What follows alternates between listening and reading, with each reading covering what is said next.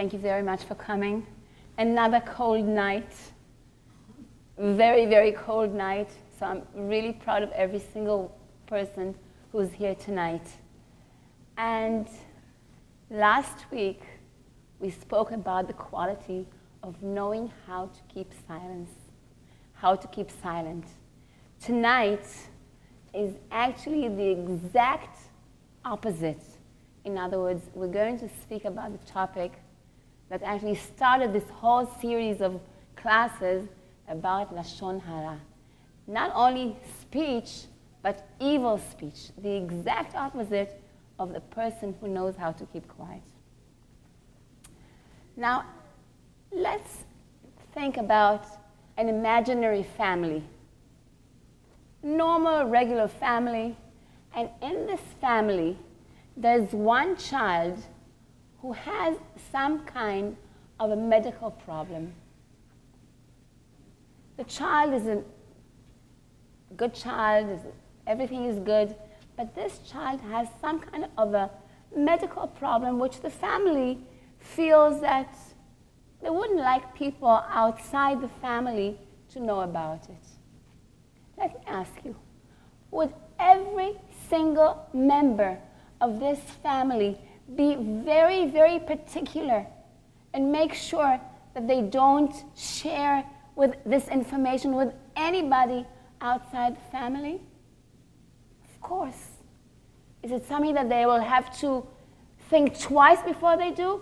Or is it something that is going to be so obvious that they will be very, very particular that it won't even come to their mind that such a thing is possible to go outside the immediate family, the close family, and start sharing this information with anybody outside? We understand that. Now, though we heard it many times, and we'll hear it many times in the future, I'm going to say it again. The question is how to make it that those words that we all have heard so many times really sink inside us. And that is that we, the Jewish people, are like one family. The Jewish people is like one body. When one part of the body is hurting, it affects the other parts of the body. When the hand does something, gets food, for example, into the mouth, the rest of the body benefits. We're all connected. The Jewish people are just like one close, united family, like one body. So how is it that nobody even thinks twice about the not going and sharing something that is very personal about our family, but when it comes to the Jewish people, we wave with the flag of freedom of speech. We can say anything and everything, and whatever comes to our mind is there, open to the general public knowledge.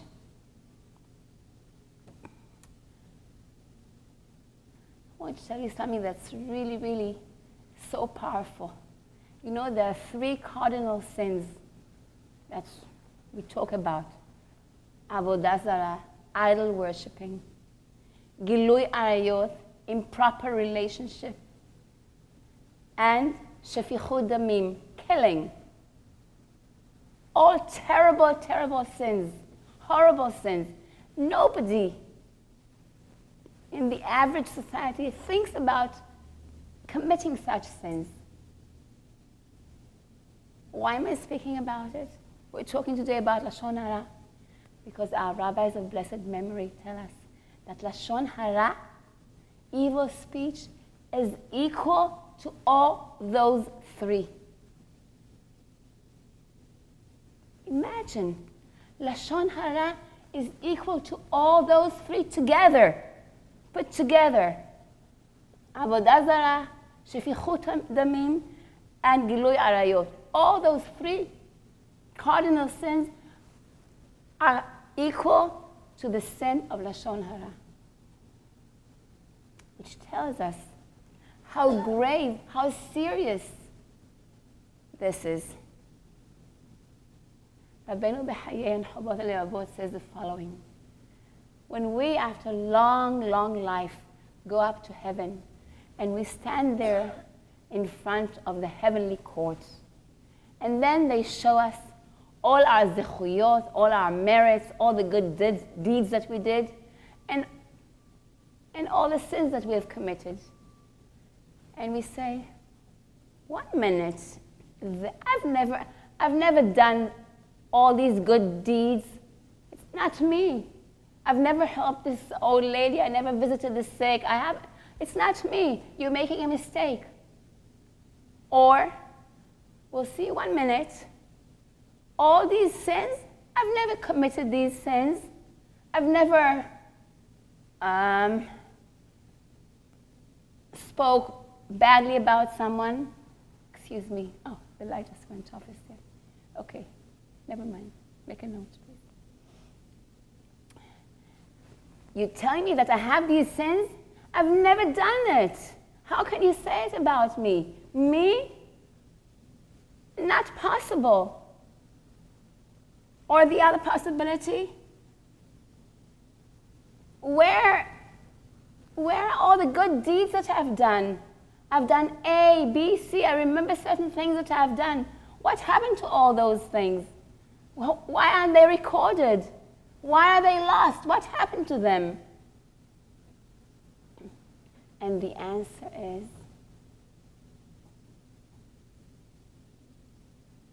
that this is us. So what happened? How come we have sins that are in our account, bank account in heaven, which we have never done? What happened to some of the good deeds that we've done and suddenly are lost? Or, on the contrary, how come we have certain mitzvot that are recorded that we've done, but we've never done it? How is it possible? And the explanation is as follows. When we speak Lashon Hara about someone, our zechuyot, our merits are taken away from us and being transferred to the other person. Let's compare it to a bank account. Imagine that you have your own personal bank account.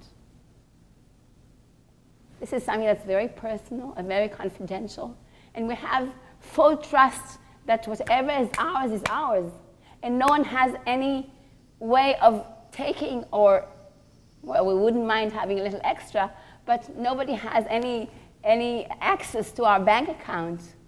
But in heaven, it's not like this. Our bank account is open. We speak about someone, our zechuyot, our merits, our good deeds go past automatically. What do they call it? Electronic wiring or whatever.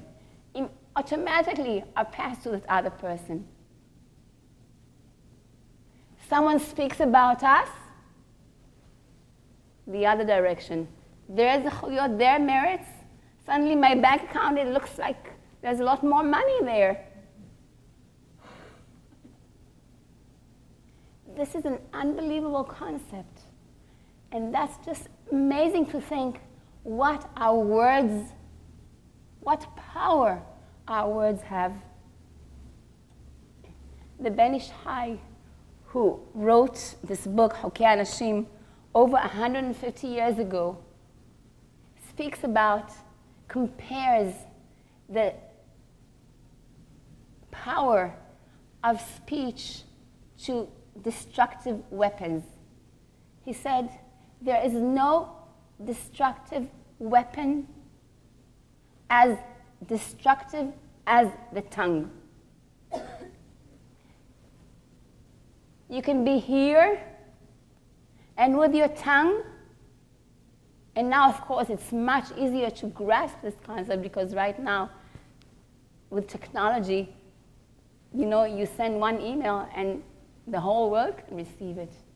You can be here and kill people across the ocean, all with our tongue. If you take a sword out and you try to kill a person, you can still put it back. But a tongue, which is likened to an arrow, once it's being sent, it's sent and it hits and it kills with no return.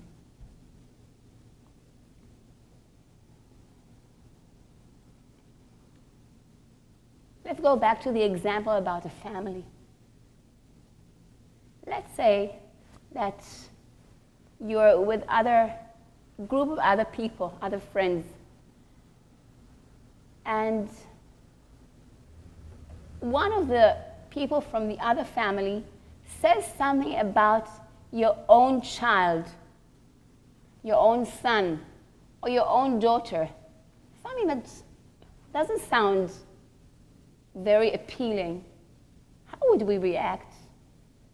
Immediately we would jump to protect and defend our own child. We will not allow anybody to say anything negative about our own children. We will feel the pain. We will feel the hurt, just like my child. This is how we must feel about this whole topic of speaking about other people. It's not just an anonymous person. It's me, it's my family, it's my own body. This is who our tongue speaks about.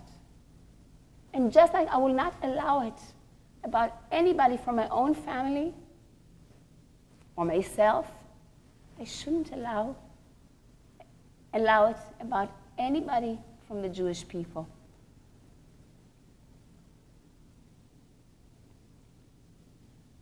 I want to share with you the following story which I read, which actually took place. There were two religious young ladies traveling on a bus in Yerushalayim. And you know, when you are with a friend of yours and you engage in a conversation, one of the sweetest things to speak about is other people. That's exactly what we're talking about. So they started talking about another friend of hers who just recently got engaged. So one of them says, you know, let's call her, for the sake of our conversation, Michal. Michal is such a quiet girl. I'm so surprised that she got engaged to this boy. This boy is such an outgoing boy. He's such a friendly boy. I don't understand what he found in her. And the other one answers to her, I'm sure that he'll find himself just talking to himself the whole time because she's such a quiet girl. She'll probably have nothing to tell him and to answer him. And then the first one says, and you know, the fact that she even went to take this course in college, the reason she took this course is because she's probably not capable of any other courses. That's why she took the course in education. She probably failed in all the other courses. And the conversation continues. And the bus continues, and the ride on the bus continues. Suddenly, they feel a tap on their shoulder. They turn around, and they see an older lady, looking very respectable, telling them, you know, girls, you have to excuse me. I was sitting right next to you. I couldn't not hear the conversation, but I really, really want to thank you. Because the boy that you're talking about is actually my son. And I want to thank you for opening my eyes. Even though we made so many inquiries and we tried to find out about this girl and we heard good reports about her, still, now that I'm hearing it from you, must be this is the truth. And I'm so, so grateful to you that you saved the situation before it was too late. They only engaged, you can always go back. I'm so grateful to you. Thank you very, very much. Those girls were beside themselves. They didn't know what to do. Everything they said was just a repetition of what they heard from other friends of theirs. They didn't even know if it was true or not. But see what they did? They were trying to justify themselves and change their words and give other facts to correct the situation. And then at the end of the conversation, this lady told them, you know, I'm about to get off. I want to tell you something. I'm not the mother of the groom, but I could have well been the mother. I could have well been the mother.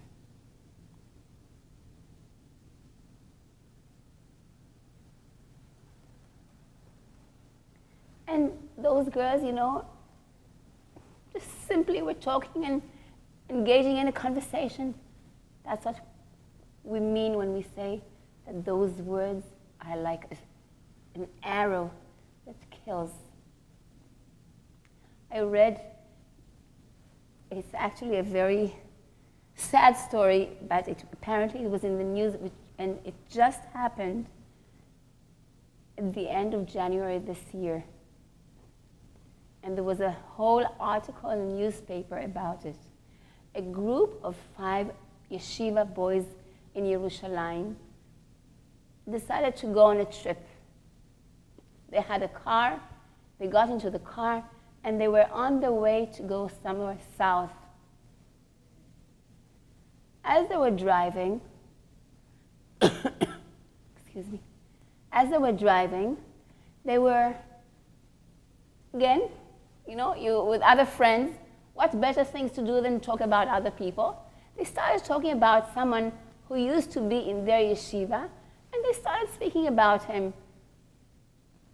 Things that are not nice, things that are hurtful, things that if this boy was sitting there, he would feel very embarrassed, very shameful, very hurt and pained.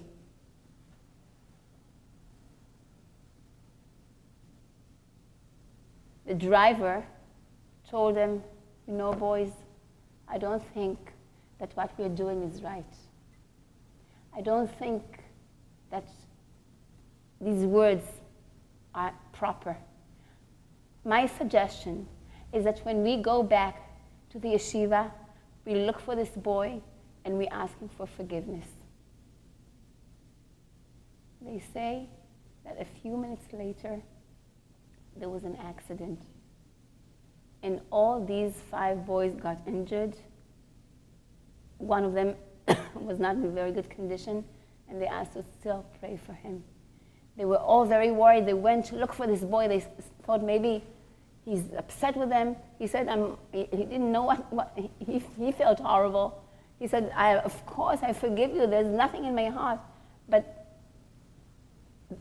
the article in the newspaper of the religious world actually specifically made a connection between their conversation and the accident that took place after that.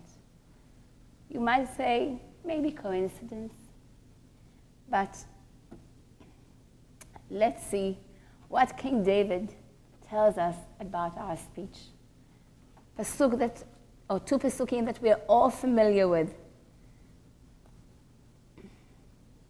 Mi ha'ish hehafez hayim. Who is the person who desires life? Ohev yamim lir'oth tov. Who desires life, and who loves to see good days. Who is this person who's going to have life, and not only just life, but good life? You know, a person can have long life, but as Yaakov Avinu alav shalom said when he ran away from his brother Esau, he asked Hashem for lechem le'echol ubered lilbosh. It's not enough to have a closet full of clothes and a refrigerator full of food if we don't have good health. So he says, are you looking for long life? King David said, do you desire long life? And not only long life, but good life? I'll tell you what you have to do. Very simple. Nesor leshon chamera. Guard your tongue from evil. Usfatecha midaber mirma. And your lips from saying untruth.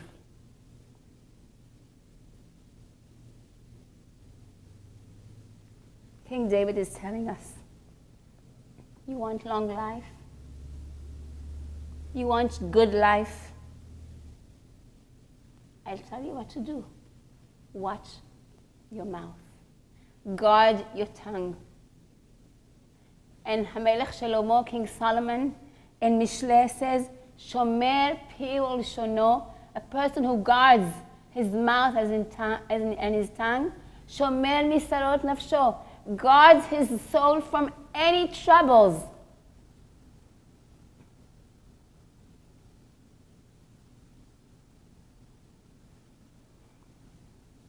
What's the connection?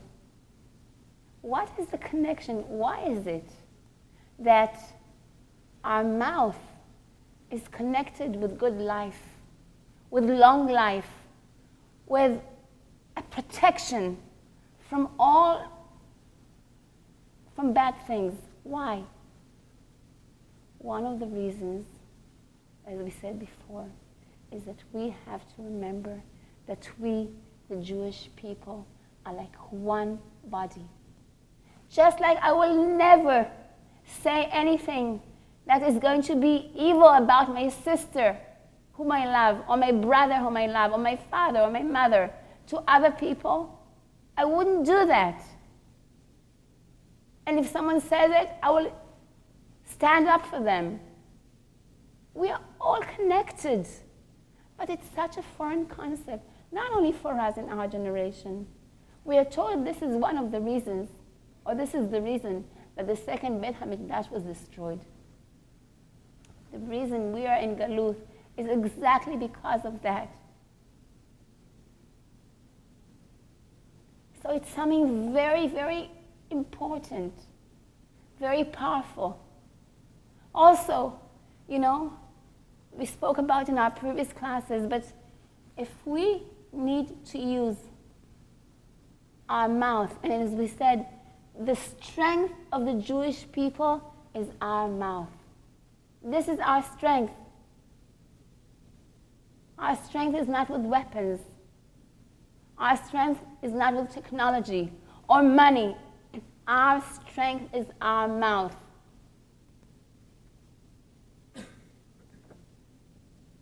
But let's compare it to a pipe or to a vein in our body. When we eat the wrong things, blood maybe doesn't flow so freely and so smoothly in our veins.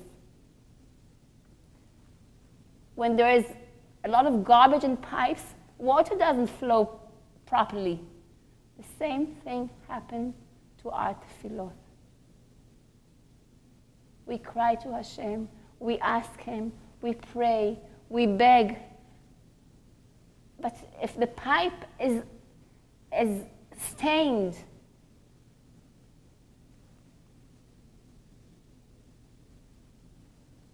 there's a problem.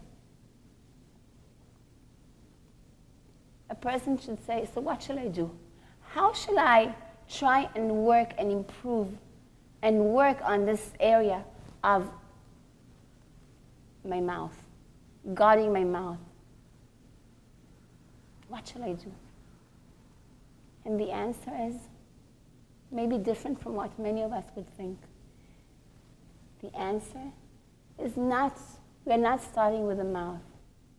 Because our mouth is actually a reflection of something deeper that comes from inside. A person who speaks evil about another person, where does it come from? Why do those words come out? What's the source of it?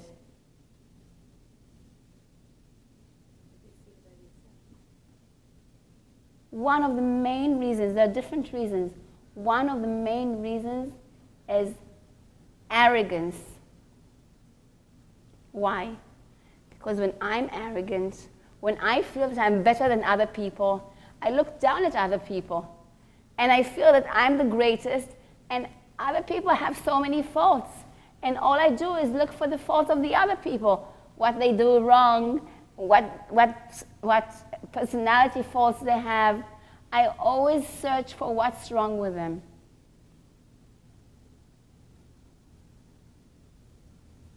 By the way, as we know, during the time of Beit HaMikdash, the punishment for Lashon Hara was Sara'at, right?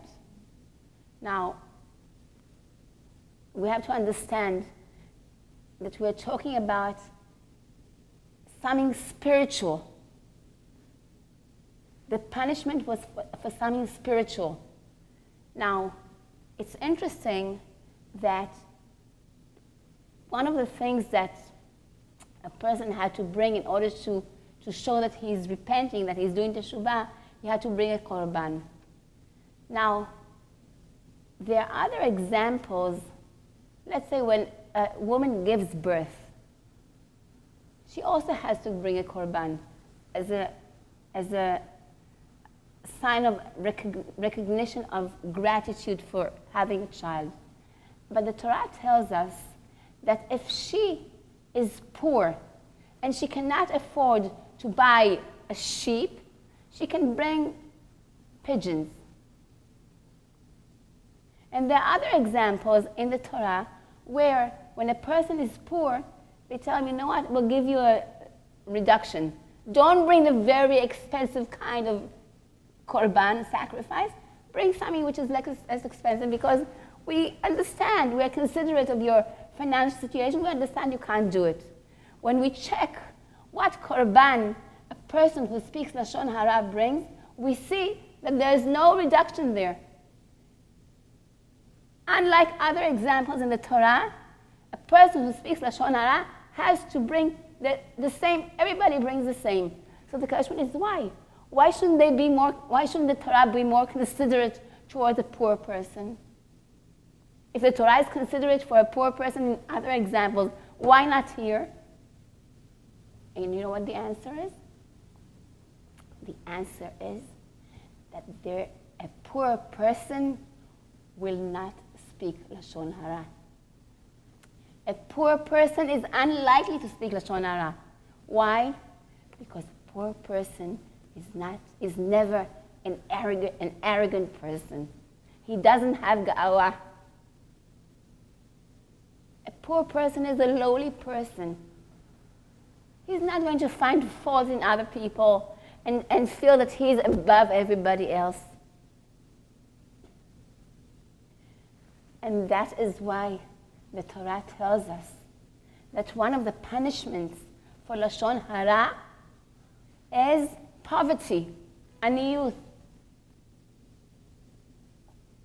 Because if we say that one of the sources, one of the reasons why a person speaks Lashon Hara is because he feels that he's above everybody else, that he's better than everybody else, that he can look down at everybody else and say, okay, you know what? That's what you feel. When you're poor, you won't have a chance to feel that you're above everybody else. And this will help you work on this, on your speech. And it's not only for the individual, it's even on a national level, for the Jewish people in general. So going back, we said that a person who speaks Lashon Hara has to work on his midah v'anawah, of learning how to become humble, of working on his arrogance. And in fact, a person at the time of Beit HaMikdash, when a person had sara'at, one of the things he had to do was to go to the mikveh and immerse himself in the mikveh. Hacham Yosef Chaim Alav Shalom, the Ben Ish Hai, says the following. You know what we have to learn from it? We have to learn from it, again, the importance of working on our arrogance. Because what's the quality of water? Water, no matter what, will always have the tendency of going down to a lower level, right? That's how water is. Smoke is the other direction. Water always goes down. And there is a message here. A person who spoke Lashon Hara had to go to the mikveh and immerse himself in the mikveh because he had to understand that he has to adopt a different way of life. That just as this is the nature of water, to always go down, this should be his nature, to always put himself, exactly, look at himself, not above and better than everybody else, but understand that whatever we have is not us, is all a gift from Hashem. It's not us. The money we have, the fame we have, the profession we have, whatever, anything, the wisdom we have, everything we have. We have to recognize it. We have to realize it. But it shouldn't make us feel that because of that, we are better than those who don't have it. The reason we have it has nothing to do with us. The reason we have it is because Hashem gave it to us in His kindness, as a gift, as a free gift. That's why we have it.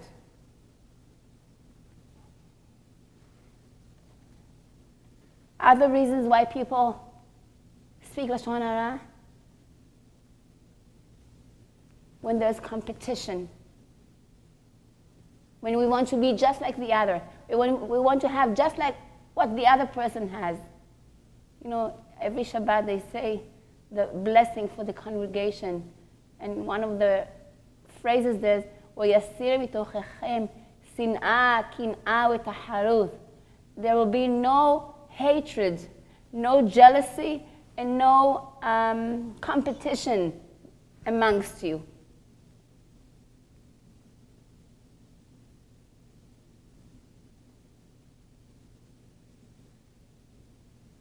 Another reason, if someone, let's say, spoke about me and said something not nice about me, then I start feeling that I have to take revenge. Oh, she said that about me? That's what she goes around telling everybody about me? And I will do the same. And by the way, we didn't define what Lashon Hara is. Lashon Hara is anything that can cause any kind of damage, hurt, shame to a person, whether it's something physical, whether it's something emotional, which is true. Very often people say, but I'm just telling the truth. That's the truth.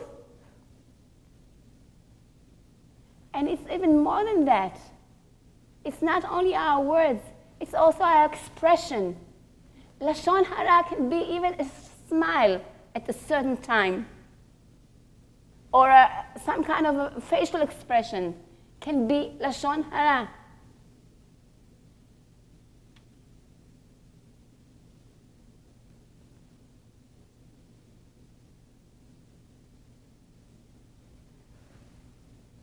And of course, there are some circles where a person who always comes and shares the latest news with everybody is a very popular person, right? Everybody likes to be popular. Everybody likes to have lots of friends. So if the more I share the latest news with other people, the more popular I am. So why not? I just want to say, but I'm telling the truth. I'll just say something, so what? But if I know that this is something that the other person might feel ashamed or hurt or pain or whatever as a result of what I say, I have to make sure that I don't say it. There is someone sitting here in this room who told me recently we were at a gathering where there were a lot of ladies for the purpose of a shiur. And she told me, you know what? I'm keeping away from the crowd because I know that if I go to where all the crowd is, it's almost impossible that I will not expose myself to hearing Lashon Hara. So she kept aside.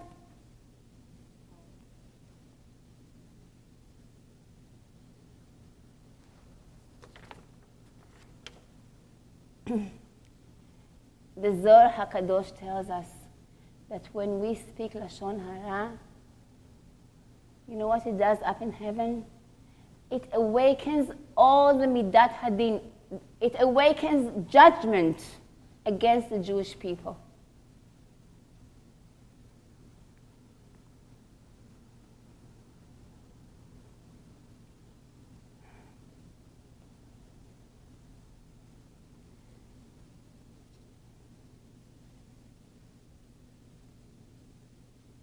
So this topic is a very, very, very serious topic. But we have gone so far away from the source.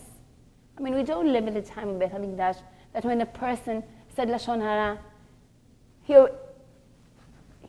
it was known and he had to be separated from everybody else. We live in a world where Lashon Hara is accepted. We live in a world, if we had to decide what's considered to be Lashon Hara based on what we read in the newspaper or read or hear on the radio, we will see a quite different picture to what our Hachamim tell us. And we have no way of knowing because nothing happens to me when I speak Lashon Hara. I say something, okay, so I said a word, so what?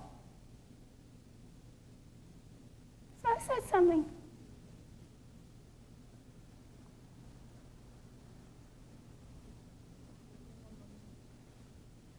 Exactly, but we have to remind ourselves how powerful it is. Again, if our rabbis tell us that it's equal to killing another person, none of us will ever think of doing such a thing. But we can kill with words. Words can kill.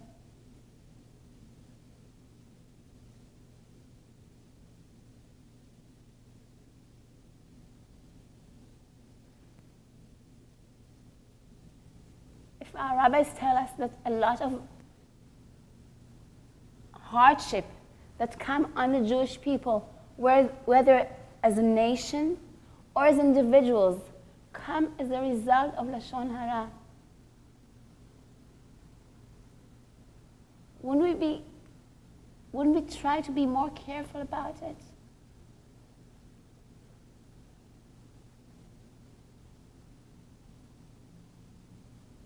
So,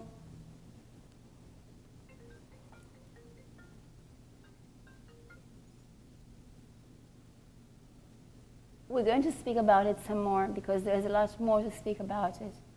But I just want to impress upon all of us, including myself, and remind ourselves all the time. And I'm glad that our previous Shiur focused on the topic of knowing when to talk and when to keep silent, because this is one important thing that we have to do when it comes to Lashon Hara. We have to train ourselves not to say every thought that comes into our mind.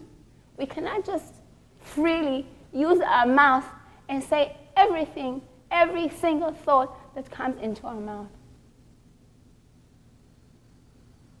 We have to learn how to control, how to think about our words, how to choose our words carefully, how to weigh them. When we go to the store, do we just spend money without thinking? Or we make a calculation? We think. Even if we are rich, even if we have a lot of people, even if we like to throw money, but there comes a point where we have to, where we consider it. Our words are much more valuable than this money. We think that with money we can do anything. with words, saying the right words, or not saying the wrong words, that is what really gives us the power and the key for everything.